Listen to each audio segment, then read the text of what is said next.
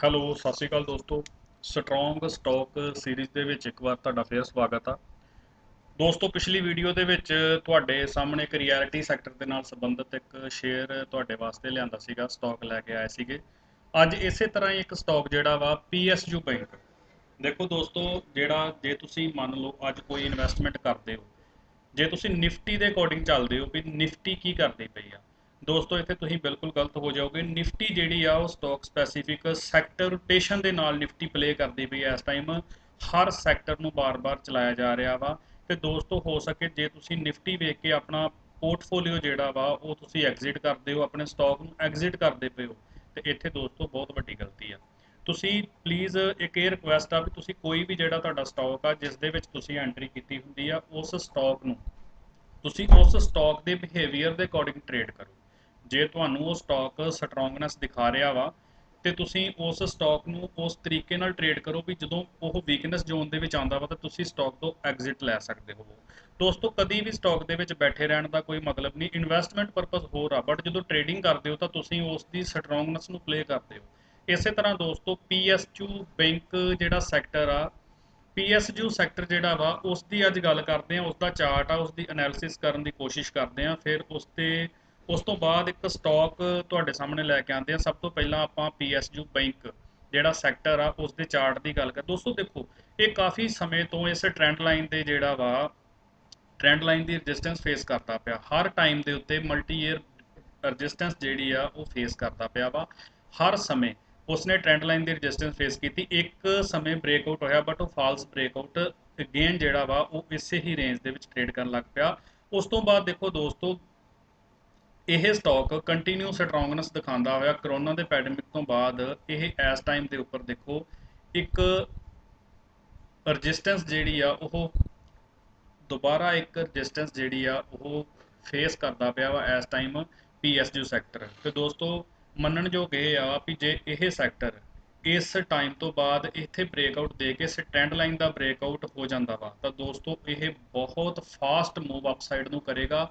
ਤੇ ਇਸ ਤਰ੍ਹਾਂ ਦੋਸਤੋ ਤੁਸੀਂ ਵੀ ਆਪਣੀ ਐਨਾਲਿਸਿਸ ਕਰਕੇ ਕੋਈ ਸੈਕਟਰ ਨੂੰ ਜਿਹੜਾ ਵਾ ਤੁਸੀਂ ਪਲੇ ਕਰ ਸਕਦੇ ਹੋ। ਇਸ ਟਾਈਮ ਮੈਨੂੰ ਇਹ ਲੱਗਦਾ ਵਾ, ਦੇਖੋ ਦੋਸਤੋ ਮੇਰੇ ਮੰਨਣਯੋਗ ਨਾ ਮੰਨਣਯੋਗ ਤੁਸੀਂ ਕੋਈ ਆਪਣਾ ਡਿਸੀਜਨ ਨਹੀਂ ਲੈ ਸਕਦੇ। ਮੈਂ ਬਾਰ-ਬਾਰ ਤੁਹਾਨੂੰ ਕਹਿਣਾ ਵਾ ਵੀ ਤੁਸੀਂ ਆਪਣਾ ਡਿਸੀਜਨ ਖੁਦ ਲੈਣਾ ਵਾ। ਦੇਖੋ ਮੇਰੇ ਪੈਸੇ ਆ, ਮੇਰੇ ਪੈਸਿਆਂ ਦਾ ਲਾਸ ਹੁੰਦਾ ਵਾ ਤਾਂ ਖੁਦ ਮੇਰਿਆਂ ਦਾ ਹੁੰਦਾ ਵਾ। ਤੁਹਾਡੇ ਪੈਸੇ ਜਦੋਂ ਜਾਣਗੇ ਉਸ ਦਾ ਦੁੱਖ ਤੁਹਾਨੂੰ ਤੇ ਤੁਹਾਡੇ ਪਰਿਵਾਰ ਨੂੰ ਲੱਗਣਾ ਵਾ।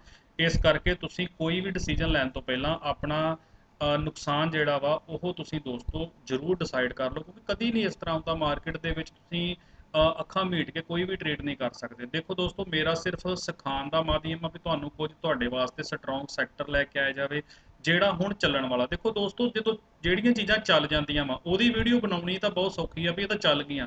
ਜਿਹੜੀ ਚੱਲਣ ਵਾਲੀ ਆ ਉਹ ਤੁਹਾਡੇ ਸਾਹਮਣੇ ਦੱਸਣਾ ਜਿਹੜਾ ਉਹ ਬਹੁਤ ਜ਼ਰੂਰੀ ਆ। ਦੇਖੋ ਦੋਸਤੋ ਜੇ ਇਨਵੈਸਟਮੈਂਟ ਪਰਪਸ ਨਾਲ ਆਉਂਦੇ ਹੋ ਤਾਂ ਪੀਐਸਯੂ ਬੈਂਕ ਜਿਹੜਾ ਵਾ ਤੁਹਾਡੇ ਵਾਸਤੇ ਬਿਲਕੁਲ ਵਧੀਆ ਸੈਕਟਰ ਰਹੇਗਾ ਜਿਸ ਦੇ ਵਿੱਚ ਤੁਸੀਂ ਅਗਲੀ ਆਪਣੀ ਬੈਟ ਜਿਹੜੀ ਆ ਉਹ ਪਲੇ ਕਰ ਸਕਦੇ ਹੋ।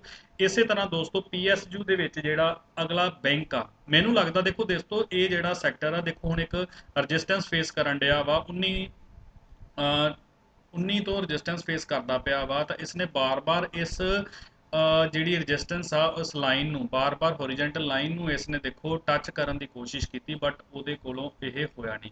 ਬਟ ਇਸ ਵਾਰ ਉਸ ਨੂੰ ਸਮਝਣ ਦੀ ਕੋਸ਼ਿਸ਼ ਕਰੋ ਦੋਸਤੋ। ਬਾਰ-ਬਾਰ ਕਰਨ ਤੋਂ ਬਾਅਦ ਉਹ ਇਸ ਟਾਈਮ ਹਾਇਰ ਹਾਈ ਫੇਸ ਬਣਾ ਰਿਹਾ ਵਾ। ਦੇਖੋ ਦੋਸਤੋ ਇਹਦੀ ਜਿਹੜੀ ਮੂਵਮੈਂਟ ਆ ਉਹ ਹਾਇਰ ਹਾਈ ਹੁੰਦੀ ਜਾ ਰਹੀ ਆ। ਜਦੋਂ ਦੋਸਤੋ ਸਟਾਕ ਜਿਹੜਾ ਸੀ ਪਹਿਲਾਂ ਲੋਵਰ ਲੋ ਮੂਵਮੈਂਟ ਦੇ ਵਿੱਚ ਸੀਗਾ, ਹਾਂ ਇੱਥੋਂ ਰਿਜੈਕਟ ਹੋ ਕੇ ਫਿਰ ਨੀਚੇ ਵੀ ਆ ਸਕਦਾ ਵਾ। ਆਪਾਂ ਜੇ ਨੀਚੇ ਆਏਗਾ ਤਾਂ ਸਾਡਾ ਕੋਈ ਇੱਕ ਪਰਟੀਕੂਲਰ ਜਿਹੜਾ ਵਾ ਸਾਡਾ ਇੱਕ ਸਟਾਪ ਲਾਸ ਹੋਵੇਗਾ ਜਿਸ ਤੋਂ ਬਾਅਦ ਅਸੀਂ ਇਸ ਤੋਂ ਐਗਜ਼ਿਟ ਕਰ ਜਾਵਾਂਗੇ।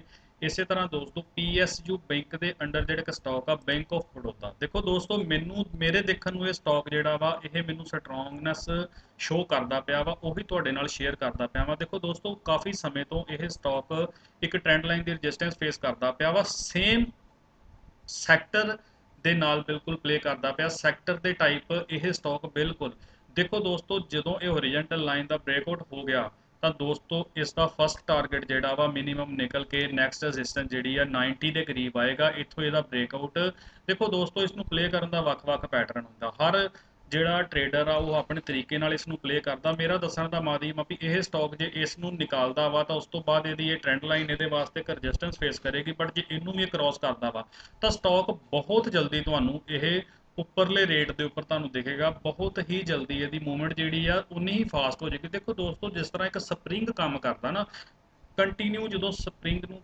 ਦਬਾਇਆ ਜਾਵੇ ਤਾਂ ਉਹ ਇੱਕ ਜਗ੍ਹਾ ਤੋਂ ਇੱਕਦਮ ਉਹਨੂੰ ਛੱਡ ਦਿੱਤਾ ਜਾਵੇ ਨਾ, ਤੇ ਇਸੇ ਤਰ੍ਹਾਂ ਹੀ ਇਹ ਜਿਹੜੀਆਂ ਸਪੋਰਟ ਰੈਜ਼ਿਸਟੈਂਸ ਕੰਮ ਕਰਦੀ ਆ ਮਾਰਕੀਟ ਦੋਸਤੋ, ਇਹਨਾਂ ਦੇ ਦੁਆਲੇ ਹੀ ਪਲੇ ਕਰਦੀ ਆ। ਤੇ ਉਸ ਤੋਂ ਬਾਅਦ ਦੇਖੋ ਦੋਸਤੋ, ਜਿਹੜੇ ਹੁਣ ਟਾਈਮ ਦੇ ਵਿੱਚ ਜਿਹੜੀ ਸਪੋਰਟ ਆ, ਉਹ ਵੋਲੀਅਮ ਦੇਖੋ ਕਾਫੀ ਜਿਹੜਾ ਵਾ ਵੋਲੀਅਮ ਇੱਥੇ ਇਨਕਰੀਜ਼ ਹੁੰਦੀ ਪਈ ਆ। ਇਸੇ ਤਰ੍ਹਾਂ ਦੋਸਤੋ ਬੈਂਕ ਬੜੌਦਾ ਦਾ ਜਿਹੜਾ ਚਾਰਟ ਆ ਇਸ ਟਾਈਮ ਸਟਰੋਂਗ ਚਾਰਟ ਜਿਹੜਾ ਵਾ ਬਣ ਕੇ ਤੁਹਾਡੇ ਸਾਹਮਣੇ ਆ ਸਕਦਾ ਵਾ। ਦੇਖੋ ਦੋਸਤੋ, ਮੈਂ ਇਹ ਨਹੀਂ ਕਹਿੰਦਾ ਵੀ ਇਹ ਆਵੇਗਾ ਹੀ, ਆ ਸਕਦਾ ਕਿਆ ਵਾ।